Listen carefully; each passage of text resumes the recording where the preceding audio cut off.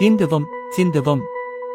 இந்தியாவின் கிரேக்கர்கள் நிலப்பரப்பை ஜீவநதியான சிந்துவை முதலாக இந்திய அறிந்திருந்து புவியியல் குறிக்க சிந்து என்ற வார்த்தையை பயன்படுத்தினார்கள். கிரேக்கர்களிடம் இருந்து இந்தியாவை பற்றி அறிந்து கொண்டு அரேபியர்கள் அரபு மொழியில் எஸ் என்ற எழுத்து இல்லாததால் அதற்கு பதிலாக ஏச் என்ற எழுத்தை பயன்படுத்தி சிந்து என்பதை ஹிந்து என்று வழங்கினார்கள் என்று கூறப்படுகிறது.